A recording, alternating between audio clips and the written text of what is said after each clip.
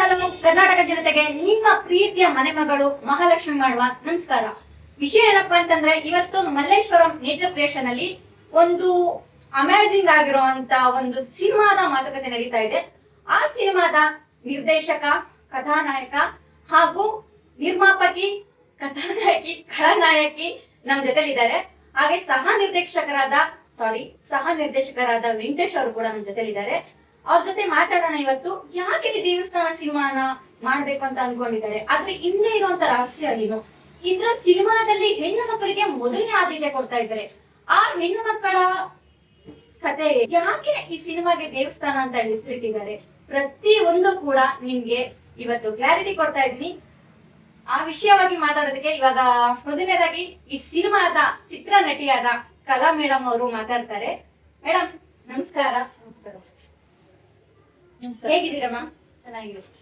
ಹೇಗೆ ಮ್ಯಾಮ್ ಇದು ದೇವಸ್ಥಾನ ಅಂತಾನೆ ಯಾಕೆ ಇದೊಂದು ಟೈಟ್ಲ್ ಇಡ್ಬೇಕು ಅಂತ ನಿಮ್ಗೆ ಅನಿಸ್ತು? ಯಾಕಂತಂದ್ರೆ ಎಷ್ಟೋ ಸಿನಿಮಾಗಳಲ್ಲಿ ಒಂದು ದೇವಸ್ಥಾನನ ಇಟ್ಕೊಂಡು ಅದ್ರ ಹಿಂದೆ ಒಂದು ಕಥೆನ ಬರೀತಾರೆ, ಆದ್ರೆ ನಿಮ್ಮ ಕಥೆಗಿಂತ ಮುಂಚೆ ದೇವಸ್ಥಾನ ಅಂತ ಇಟ್ಕೊಂಡಿದ್ದೀರಾ. ಈ ದೇವಸ್ಥಾನ ಪದ ಹೀಗಾಗಿದೆ ಅಂತಂದ್ರೆ ಸ್ಟಾರ್ಟಿಂಗ್ ಕ್ಯೂರಿಯಾಸಿಟಿ ಇದೆ ಎಲ್ರಿಗೂ. ಯಾಕಂದ್ರೆ ಸ್ಟಾರ್ಟಿಂಗ್ ದೇವಸ್ಥಾನ ಅಂತ ಇದೆ, ಯಾಕೆ ಇಟ್ಟಿದ್ದಾರೆ, ಆ ದೇವಸ್ಥಾನದೊಳಗಡೆ ಏನ್ ನಡೆಯುತ್ತೆ, ಹಾರರ್ ಇದೆಯಾ, ಸಸ್ಪೆನ್ಸ್ ಇದೆಯಾ, ಏನಾದ್ರು ಥ್ರಿಲ್ಲಿಂಗ್ ಇದೆಯಾ ಅಂತ ತುಂಬಾ ಜನ ಕನ್ಫ್ಯೂಷನ್ ಆಗಿದ್ದಾರೆ. ಸೊ ಅದಕ್ಕೆಲ್ಲ ನೀವು ಕ್ಲಾರಿಟಿ ಕೊಡಿ ಮ್ಯಾಮ್. ಎಲ್ರಿಗೂ ನಮಸ್ಕಾರ. ಈ ದೇವಸ್ಥಾನ ಮೂವಿ ಆರೋದೇ ಇಲ್ಲ, ಯಾವ ದೇವಸ್ಥಾನ ಯಾವುದೇ ಇಲ್ಲ. ಈ ದೇವಸ್ಥಾನ ಟೈಟಲ್ ಯಾಕೆ ಇಟ್ಟಿದ್ದೀನಿ ಅಂದ್ರೆ, ಕೆಲವೊಂದು ತಾಯಿ ತನ್ನ ನೋವನ್ನ ನಾನು ಪ್ರಪಂಚಕ್ಕೆ ಕಲಿಸ್ಬೇಕನ್ನೋದ ಒಂದು ಇದು ಕಾರಣಕ್ಕೋಸ್ಕರ ಮಾಡ್ತಾ ಇದ್ದೀನಿ. ಅದು ಹೇಗ್ ಬರುತ್ತೆ ಅಂತಂದಾಗ, ಒಂದು ಹೆಣ್ಣು ತಾಯಿ ತಂದು ಸರಿ ಇಲ್ಲದ ಅವ್ರು ಯಾವ ತರ ನೋವು ಅನುಭವಿಸ್ತಾಳೆ, ಗಂಡ ಸರಿ ಇಲ್ಲ ಅಂತಂದ್ರೆ ಯಾವ ತರ ನೋವು, ಸಮಾಜದ ಮುಂದೆ ಅವಳು ಹೆಂಗ್ ಬದುಕ್ ತೋರಿಸ್ತಾಳೆ, ಯಾರೇನು ಸಪೋರ್ಟ್ ಇಲ್ಲದೆ ಅವಳು ಹೇಗ್ ಬದುಕ್ತಾಳೆ, ಹೆಂಗೆ ಅವಳು ಜನ ಸಮಾಜ ಅವಳು ಹೆಂಗ್ ನೋಡುತ್ತೆ, ಅದನ್ನ ಯಾಕೆ ಹಿಂಗ್ ಮಾಡ್ಬೇಕು. ಆಮೇಲೆ ನೆಕ್ಸ್ಟ್ ಏನ್ ಬೇಕಾದ್ರೆ, ಈಗಿರೋ ಕಾಲದಲ್ಲಿ ನೋಡಿದ್ರೆ ತಾಯಿ ತಂದೆಗೆ ಬೆಲೆನೇ ಇಲ್ಲ. ಫಸ್ಟ್ ಆಫ್ ಆಲ್ ಅದೇ ಬೇಕಾಗಿರೋದು. ಇವಾಗ ತಾಯಿ ತಂದಿದ್ರೆ ಈಗ ಏನೋ ಮದುವೆ ಮಾಡ್ಕೊಂಡ ಚೆನ್ನಾಗಿರ್ತಾರೆ, ಮದುವೆ ಆದ್ಮೇಲೆ 3 ತಿಂಗಳು 6 ತಿಂಗಳು ಅಷ್ಟೇ ಅವ್ರ ಜೀವನ, ಅದಾದ್ಮೇಲೆ ರುದ್ರಾಶ್ರಮ ತಗೊಂಡು ಹೋಗ್ತಾರೆ. ಸೊ ಈಗ ಹೆಣ್ಣಿನ ಏನ್ ಕಥೆ ನಡೆಸ್ತಾ ಇದ್ರೆ, ಪ್ರೀತಿಗೆ ಅದಾಗಿ ಒಂದು ಬೇಲಾಡಿ ಬೇಲಾಡಿ ಬೇಲಾಡಿ ಪ್ರೀತಿ ಸಿಕ್ಕದ ಹೋಗಿ ಈ ಕಡೆ ನೋಡಿದ್ರೆ ಜನಗಳಿಗೆ ಪ್ರೀತಿಯಿಂದ ತಾಯಿ ತಂದೆ ಬೇಕಾಗಿಲ್ಲ, ನನಗೆ ಯಾವ ಕಡೆ ರಿಲೇಶನ್ಶಿಪ್ ಇಲ್ಲ, ಒಟ್ಟು ನಾನು ಯಾರಿಲ್ಲದ ಅನಾಥಗಿರೋದು ಒಂದು ಕ್ಯಾರೆಕ್ಟರ್ ಇದರಲ್ಲಿ. ಸೊ ಆ ಅನಾಥಗೆ ಇಟ್ಕೊಂಡು ಇಷ್ಟು ಬಂಧುಗಳನ್ನ ನಾನಾಗಿ ರೆಡಿ ಮಾಡ್ಕೊಂತ ಇರೋದು, ನಾನಾಗಿ ಮಾಡಿ ಇವ್ರನ್ನೆಲ್ಲ ನನ್ನ ತಾಯಿ ತಂದೆ ಅಂತ ಅನ್ನೋದು. ಆ ದೇವಸ್ಥಾನ ಅನ್ನೋದು ಇದು ಏನಂತಂದ್ರೆ, ಆ ತಾಯಿ ತಂದೆ ಇರೋ ಜಾಗನೇ ನನ್ನ ದೇವಸ್ಥಾನ ಅನ್ನೋದು ನಾನು ಎಲ್ಲರ ಮುಂದೆ ಹೇಳಕ್ ಇಷ್ಟಪಡ್ತಾ ಇದ್ದೀನಿ.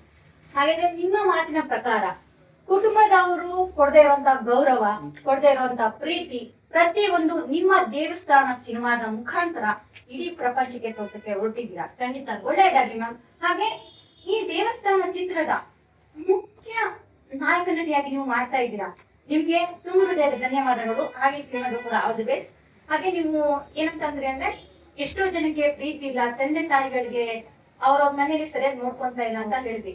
ಈ ದೇವಸ್ಥಾನ, ಆ ದೇವಸ್ಥಾನದಲ್ಲಿ ದೇವರು ಬಂದಂತ ಒಂದು ನೊಂದ ಜೀವಿಗೆ ಆಶ್ರಯ ಕೊಡ್ತಾರ, ಅದನ್ನೇ ನಾನು ಮಾಡ್ಬೇಕಂತ ಮಾಡ್ತಾ ಇರೋದು. ಈಗ ಹೆಂಗ್ ಹೇಳ್ಬೇಕಂತಂದ್ರೆ, ಕೆಲವೊಂದು ಮನೆಗೆ ನೋಡಿದ್ರೆ ಓಕೆ ಆಲ್ಮೋಸ್ಟ್ ಎಲ್ಲ ಚೆನ್ನಾಗಿದ್ದಾರೆ, ಕೆಲವೊಂದು ಮನೆ ಎಂತ ಬಂದ ಮೇಲೆ ಅಮ್ಮನ ಕದಾ ಪಕರಣೆ ಇರಲ್ಲ. ಅಮ್ಮ ಅಪ್ಪ ಅನ್ನೋದು ಕದಾ ಪಕರಣೆ. ಎಷ್ಟೊಂದು ತಾಯಿ ತಂದೆ ರೋಡಲ್ಲಿ ಮಲ್ಕೊಂತಾರೆ, ರೋಡಲ್ಲಿ ಜೀವನ ಮಾಡ್ತಾ ಇದ್ದಾರೆ, ರೋಡಲ್ಲಿ ಊಟ ತಿಂಡಿ ಇಲ್ಲದೆ ಎಷ್ಟೊಂದು ಕಷ್ಟಪಡ್ತಾರೆ. ಅಂತವ್ರನ್ನ ಹುಡುಕಿ ಎತ್ಕೊ ಬಂದು ಒಂದ್ ಕಡೆ ಸೇರಿಸಿ ಅವ್ರಿಗೆ ಯಾರು ಕೊಡಕ್ಕಾಗಂತ ಪ್ರೀತಿ ನಾನು ಕೊಡ್ಬೇಕು. ಅವ್ರು ಪ್ರತಿ ಕಷ್ಟ ಸುಖ ಎಲ್ಲ ನೋಡ್ಕೋಬೇಕಂತಾನೆ ಮಾಡ್ತಾ ಇದ್ದಾರೆ.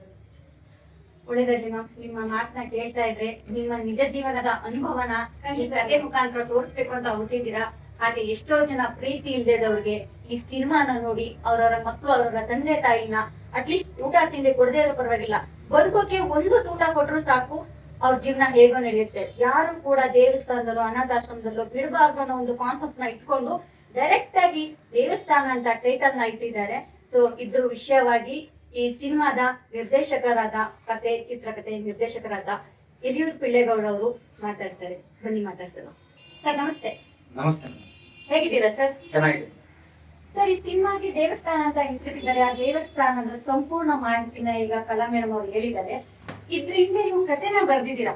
ಈ ಕಥೆನ ದೇವಸ್ಥಾನ ಅಂತ ಇಟ್ಕೊಂಡು ನೀವು ಬರ್ದಿದ್ದೀರಾ ಅಂತಂದಾಗ ಎಷ್ಟೋ ನೊಂದು ಮನಸ್ಸುಗಳನ್ನ ನಿಮ್ ಕಣ್ಣಾರ ನೋಡಿರೋದಕ್ಕೆ, ಅದನ್ನ ಜನಗಳಿಗೆ ಒಂದು ಸಿನಿಮಾ ಮುಖಾಂತರ ಒಂದು ಮನಸ್ಸು ಮುಟ್ಟುವಂತ ಕಥೆನ ಬರ್ದಿರ್ತೀರಾ ಅಂತ ನಾನು ಅನ್ಕೊಂತೀನಿ.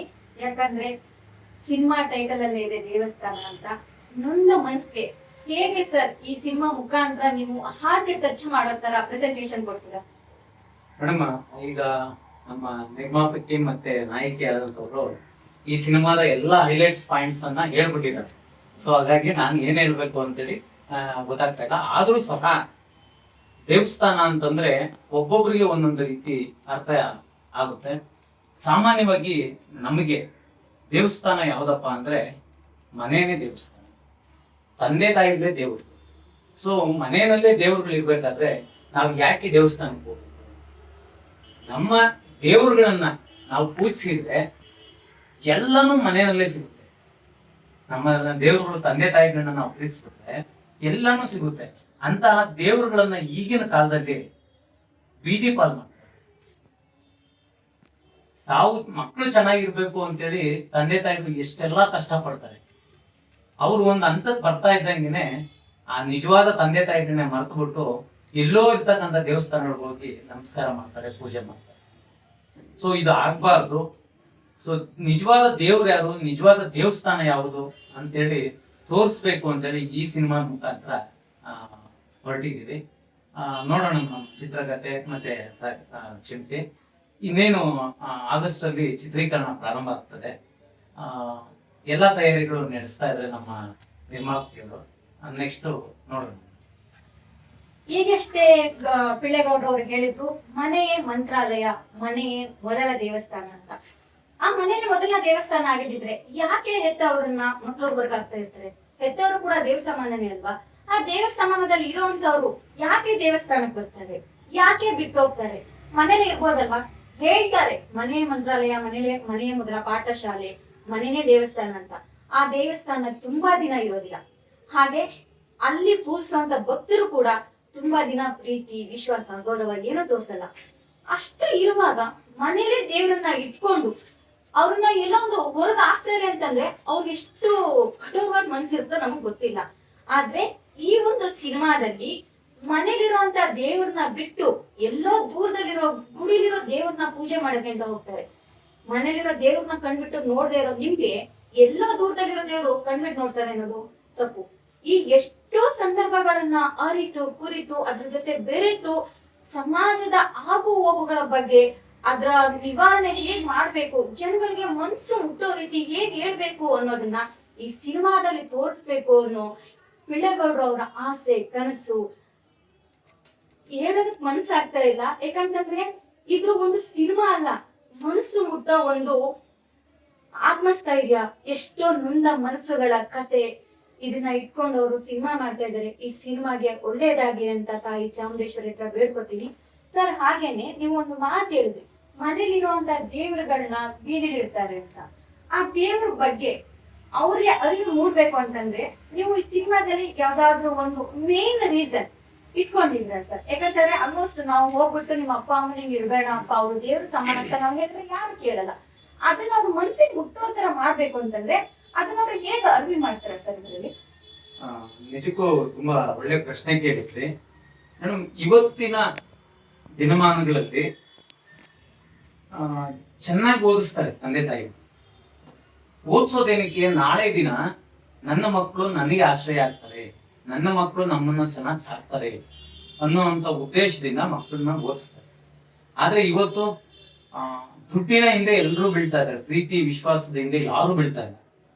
ಸೊ ಅದನ್ನ ನಾನು ಇಲ್ಲಿ ತೋರಿಸ್ತಾ ಇದ್ದೀನಿ. ದುಡ್ಡೇ ಇಂಪಾರ್ಟೆಂಟ್ ಅಲ್ಲ, ದುಡ್ಡು ಇಂಪಾರ್ಟೆಂಟ್, ಜೀವನ ಮಾಡ್ಬೇಕಂದ್ರೆ ದುಡ್ಡು ಬೇಕು. ಆದ್ರೆ ತಂದೆ ತಾಯಿಗಳಿಗಿಂತಾನು ದುಡ್ಡು ಇಂಪಾರ್ಟೆಂಟ್ ಅಲ್ಲ ಅಂತಕ್ಕಂಥದ್ದು ಈ ಸಿನಿಮಾದಲ್ಲಿ ತೋರಿಸ್ತಾರೆ. ಅವರು ಈಗಷ್ಟೇ ಹೇಳಿದ್ರು ತಂದೆ ತಾಯಿಗಿಂತ ದುಡ್ಡು ಇಂಪಾರ್ಟೆಂಟ್ ಅಲ್ಲ ಅಂತ. ಒಂದು ಹೊತ್ತು ತಂದೆ ತಾಯಿಗೆ ಊಟ ಆಗ್ತಾ ಇರೋ ಒಬ್ಬ ವ್ಯಕ್ತಿ ಯಾವುದೋ ದೂರದಲ್ಲಿರುವಂತ ಒಂದು ಗುಡಿಗೆ ಹೋಗಿ ತಮ್ಮ ಹರಕೆ, ವ್ರತ, ಪೂಜೆ ಅಂತ ಸಾವಿರಾರು ರೂಪಾಯಿನ ಖರ್ಚು ಮಾಡ್ತಾರೆ. ಅದೇ ಆ ತಂದೆ ತಾಯಿಗೆ ಒಂದು ಹೊತ್ತಿನ ಊಟ 50ರಿಂದ 100 ರೂಪಾಯಿ, ಸಾವಿರಾರು ರೂಪಾಯಿ ಖರ್ಚು ಮಾಡಿ ದೇವರಿಗೆ ಅಭಿಷೇಕ ಮಾಡಿ ಏನೋ ಹರಕೆ ತೀರ್ಸೋ ಬದಲು ಅವರ ತಂದೆ ತಾಯಿಗೆ ಒಂದು ಊಟ ಹಾಕುದು. ಅಲ್ಲಿ ನಿಜವಾದ ದೇವ್ರು ಇರ್ತಾನೆ. ಹಾಗಂತ ದೇವ್ರಿಲ್ಲ ಅಂತ ಹೇಳ್ತಾ ಇಲ್ಲ. ದೇವರ ರೂಪದಲ್ಲಿ ಪ್ರತಿಯೊಂದು ಮನೆಯಲ್ಲಿ ತಂದೆ ತಾಯಿ, ಅಕ್ಕ ತಮ್ಮ, ಅಣ್ಣ ತಂಗಿ, ತಮ್ಮ ಹೆತ್ತು ಮಕ್ಕಳು ಕಟ್ಕೊಂಡಂತ ಮನೆಯಲ್ಲಿ ಪ್ರತಿಯೊಬ್ರು ಇರ್ತಾರೆ. ಯಾಕಂತಂದ್ರೆ ಅವರ ಪ್ರತಿಯೊಂದು ಕಷ್ಟ ಆಗು ಹೋಗುಗಳ ಬಗ್ಗೆ ಪ್ರತಿಯೊಂದು ಜವಾಬ್ದಾರಿನ ನಿಭಾಯಿಸೋದು ಮನೆ ಮಂದಿಯ ಜವಾಬ್ದಾರಿ ಆಗಿರುತ್ತೆ. ಇದು ಸಂಪೂರ್ಣ ಮಾಹಿತಿ ಹಾಗೂ ಸಂಪೂರ್ಣ ಕಥೆ ಏನು ಅನ್ನೋದು ಈ ದೇವಸ್ಥಾನ ಸಿನಿಮಾದಲ್ಲಿದೆ. ಇದು ದೇವಸ್ಥಾನ ಸಿನಿಮಾ ಬರೀ ಸಿನಿಮಾ ಅಲ್ಲ, ಒಂದು ನೈಜ ಘಟನೆ ಆಧಾರಿತ ಸಿನಿಮಾ ಇದು. ಯಾಕಂತಂದ್ರೆ ಎಷ್ಟೋ ಸಿನಿಮಾಗಳಲ್ಲಿ ಹಾರರ್ ಮಾಡಿರ್ಬೋದು, ಫೈಟಿಂಗ್ ಸೀನ್ ಇರ್ಬೋದು, ಅಥವಾ ಏನೋ ಆರೆ ಬಾರೆ ಬಟ್ಟೆ ಹಾಕೊಂಡು ಕುಣಿಯೋದಿರ್ಬೋದು, ಅಂತದಕ್ಕೆಲ್ಲ ಸಪೋರ್ಟ್ ಮಾಡುವಂತ ನಮ್ಮ ಜನ ಈ ತರ ನೈಜ ಘಟನೆ ಕುರಿತು ಮಾಡ್ತಾ ಇರುವಂತ ಸಿನಿಮಾಗಳಿಗೆ ಸಪೋರ್ಟ್ ಮಾಡಲ್ಲ. ಯಾಕೆ? ಮೂಗಕ್ಕೆ ಕಣ್ಣು ತಂಪಾಗಲ್ಲ ಅಂತನ?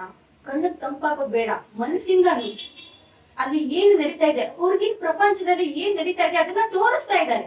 ನೀವು ವರ್ಷಾನ್ಗಟ್ಲೆ ತಿಂಗಳಾನ್ಗಟ್ಲೆ ನೀವು ಮಾಡ್ತಾ ಇರೋ ತಪ್ಪನ್ನ 2 ಅವರ್ ಸಿನಿಮಾದಲ್ಲಿ ತೋರಿಸ್ತಾ ಇದೆ.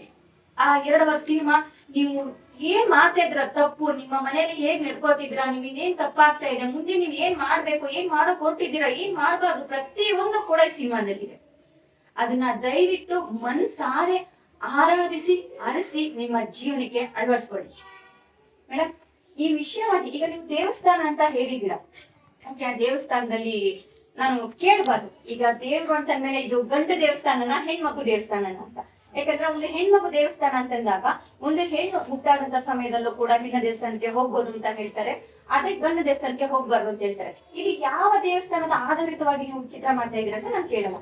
ಆದ್ರೆ ಈ ದೇವಸ್ಥಾನದ ಹಿಂದೆ ಏನು ಕೈವಾಡ, ನೀವು ಯಾಕೆ ಅಂದ್ರೆ ಯಾವ್ದು ಕೈವಾಡ ಅಂತಂದ್ರೆ ಹೇಗಂತಂದ್ರೆ ಅವ್ರೇನೋ ನನಗೆ ಮೋಸ ಮಾಡ್ಬೇಕು, ದೇವ್ರ ಹತ್ರ ನೀವು ರಿಕ್ವೆಸ್ಟ್ ಮಾಡ್ಲಿಕ್ಕೆ ಹೋಗ್ತಾ ಇದ್ರಾ, ಇಲ್ಲ ಪ್ರೇಯರ್ ಮಾಡ್ಲಿಕ್ಕೆ ಹೋಗ್ತಾ ಇದ್ರಾ, ಇಲ್ಲ ಏನೋ ಜಗಳ ಮಾಡಕ್ ಹೋಗ್ತಾ ಇದ್ರಾ, ಇಲ್ಲ ನೀನಿರೋದೇ ಸುಳ್ಳು ಅಂತ ಕೇಳಿ ವಾದ ಮಾಡಕ್ ಹೋಗ್ತಾ ಇದ್ರಾ, ಅದು ಸ್ವಲ್ಪ ಹೇಳ್ಬೋದಾ? ಯಾಕಂತಂದ್ರೆ ಈ ಸಿನಿಮಾ ದೇವಸ್ಥಾನ ಅಂತ ಇರೋದ್ರಿಂದ ತುಂಬಾ ಜನ ಕೇಳ್ಬೋದು, ಇಲ್ಲ ಅದೇನೋ ದೇವಸ್ಥಾನ ಅಂತ ಸಿನಿಮಾ ಮಾಡಿದ್ದಾರೆ. ಸೊ ಈ ಕ್ವಶನ್ ಮಾರ್ಕ್ ಇದ್ದೇ ಇರುತ್ತೆ. ಯಾವ ಒಂದು ಪ್ರಶ್ನೆಗೂ ಕೂಡ ಉತ್ತರ ಸಿಗ್ಲಿಲ್ಲ ಅಂತಂದಾಗ ಜನ ಕನ್ಫ್ಯೂಸ್ ಆಗೇ ಆಗ್ತಾರೆ. ಸೊ ಇಂಥ ಪ್ರಶ್ನೆಗಳು ಬರುತ್ತೆ. ನೀವು ದೇವರಲ್ಲಿ ಏನು ಮೊರೆ ಹೋಗೋದಕ್ಕೆ ದೇವಸ್ಥಾನ ಅಂತ ಹೆಸರಿದ್ದೀರಾ? ದೇವರಲ್ಲಿ ಮೊರೆ ಅಂತ ಹೋಗ್ತಲ್ಲ, ನನ್ ಕಾನ್ಸೆಪ್ಟ್ ಏನಂತಂದ್ರೆ ಮನೆಗೆ ಇದೆ ದೇವ್ರು. ಅದನ್ನ ಬಿಟ್ಟು ನಾವ್ ಯಾಕೆ ದೇವಸ್ಥಾನ ಹೋಗಿ ನೀವು ಹೇಳದಂಗೆ ಸಾವಿರಾರು ಲಕ್ಷಾಂತರ ರೂಪಾಯಿ ಖರ್ಚು ಮಾಡಿ ದೇವರೇ ನನ್ ಅದು ಕೊಟ್ಟಿಲ್ಲ, ದೇವರ ನೀವು ಇದು ಕೊಟ್ಟಿಲ್ಲ ಅಂತ ಹೇಳಕ್ ಬದಲು ತಾಯ್ತಂದ್ರೆ ಕರೆಕ್ಟಾಗಿ ಹೋದ್ರೆ ದೇವ್ರ ಎಲ್ಲ ಕೊಡ್ತಾನೆ. ನೀನ್ ಮಾಡಕ್ ಹೋಗಲ್ಲ, ತಾಯ್ತಂದ್ರೆ ಮಾಡ್ಬಿಟ್ಟು ಬೀದಿಗೆ ಹೊರಗೆ ಹಾಕ್ಬಿಟ್ಟು ದೇವರ ಕೊಟ್ಟಿಲ್ಲ ಅಂತ ಹೊರಗಡೆ ಯಾವ ನ್ಯಾಯನೂ ಇಲ್ಲ ಅಲ್ವಾ? ಮಾಡತ್ತಪ್ಪ ನಾವು ಮನೇಲಿ ಮಾಡ್ತಾ ಇದ್ವಿ. ಸೊ ಈಗ ನಾನು ಆ ಹೆಸರನ್ನ ತಪ್ಪಾಗಿ ಹೇಳಕ್ ಆಗ್ತಲ್ಲ. ಈಗ ನಾನು ಹೆಂಡತಿ ಬಂದಿದ್ದೀನಿ ಅಂತಂದ್ರೆ 6 ತಿಂಗಳು ನೋಡ್ತೀವಿ, ಇವ್ರಿಗೆ ಇಷ್ಟ ಆಗಲ್ಲ, ಅವ್ರಿಗೆ ಇಷ್ಟ ಆಗಲ್ಲ, ಹಾಗಾಗಿ ಅನಾಥಾಶ್ರಮ ಸೇರಿಸ್ತೇವೆ. ನಾನು ನೀನ್ ಮಕ್ಕಳು ಅದೇ ಪರಿಸ್ಥಿತಿ ತಂದ್ರೆ ಆ ನೋವು ಹೆಂಗಂತ ಗೊತ್ತಾಗುತ್ತೆ ಅಲ್ವಾ? ನಾನು ಸುಮಾರು ಚಿಕ್ಕ ವಯಸ್ಸಿನ ನೋಡಿದ್ದೀನಿ. ನಾವೇ ಯಾರಿಗಾದ್ರೂ ಅನಾಥೆಗಳಿದ್ರೆ ನೋವುಗಳು ಏನಂತ ಗೊತ್ತಿದೆ ಅಂತ. ಸೊ 90% ಫುಲ್ ಅಂಡ್ ಫುಲ್ ಇದೆ ನನ್ನ ಸ್ಟೋರಿ, ನನ್ನ ಓಲ್ಡ್ ಸ್ಟೋರಿ ತೆಗೆದು ಫುಲ್ ಅಂಡ್ ಫುಲ್ ಕೆಲವೊಂದು ತಾಯಿ ತಂದೆ ಬೆಲೆ ಕೊಡ್ಲೇಬೇಕು, ಈಗ ಅನಾಥಾಶ್ರಮ ಮುಚ್ಚಲೇಬೇಕಂತ ಮಾಡ್ತಾ ಇದ್ದೀನಿ.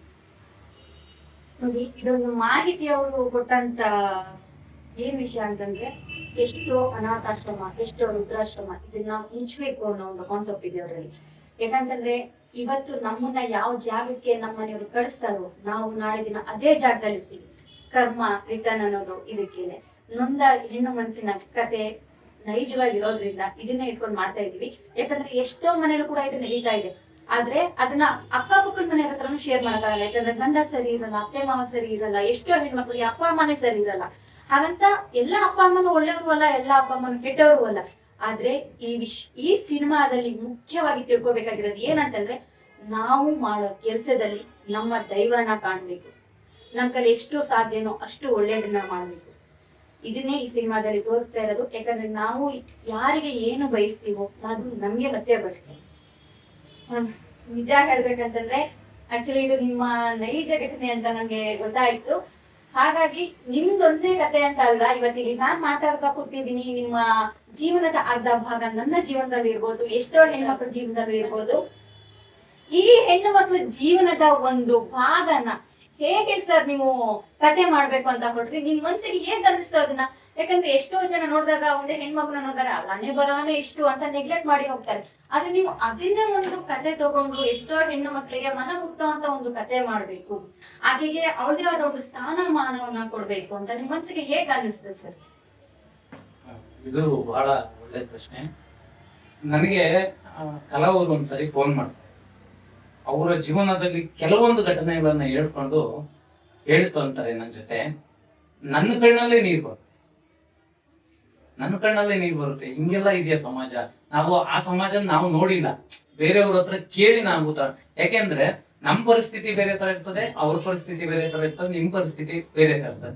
ನಿಮ್ಮ ಪರಿಸ್ಥಿತಿಯನ್ನ ನಮ್ಗೆ ಹೇಳ್ಕೊಂಡಾಗ ಆ ತರನು ಇರುತ್ತಾ ಅನ್ನೋದು ನಮ್ಮ ಮನಸ್ಸಿಗೆ ಫೀಲ್ ಆಗುತ್ತೆ.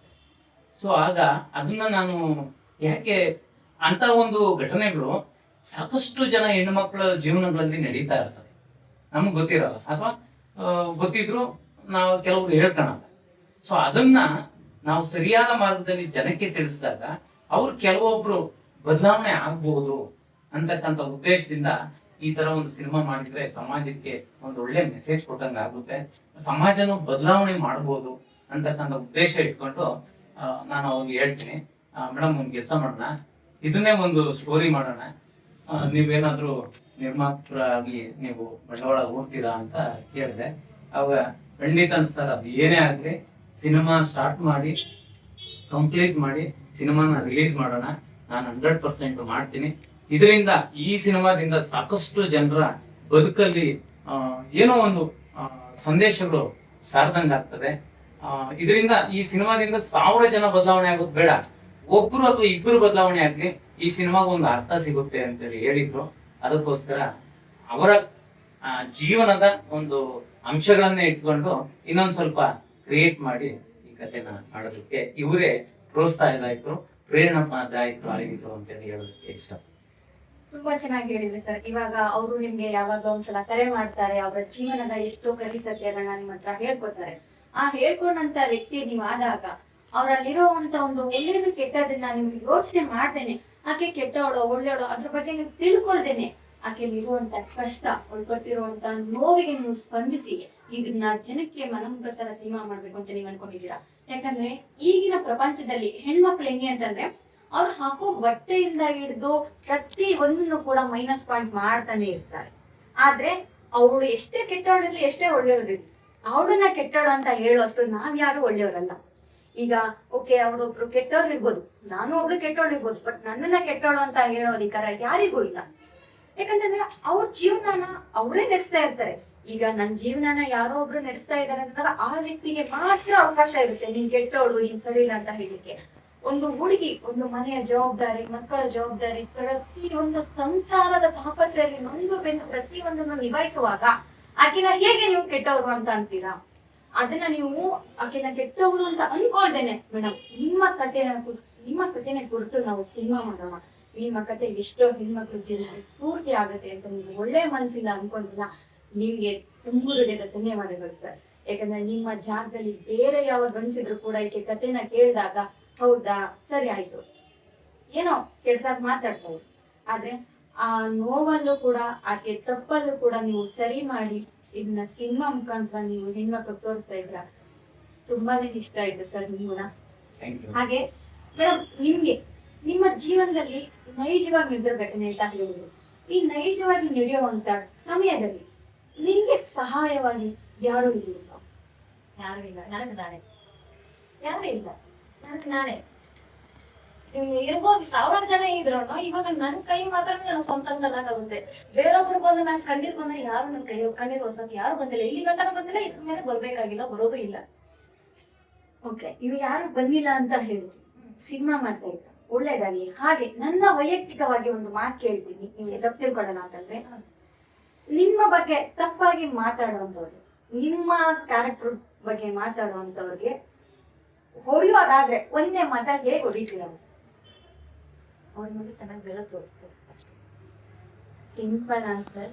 ಯಾಕಂತಂದ್ರೆ ಅವ್ರು ಕೆಟ್ಟದ್ ಮಾಡುದು, ನಾನು ಅವ್ರ ಕೆಟ್ಟದ್ ಮಾಡ್ತೀನಿ ಅಂತ ಅವ್ರಿಗೆ ಹೇಳಿಲ್ಲ, ಬೆಳೆದು ತೋರಿಸ್ತೀನಿ ಅಂತ ಹೇಳಿದ್ರು. ಯಾಕಂದ್ರೆ ಸಾವು ಕ್ಷಣಿಕ, ಇವತ್ತಿರೋರು ನಾಳೆ ಇರಲ್ಲ, ನಾಳೆ ಇರೋರು ನಾಳೆ ಇರಲ್ಲ.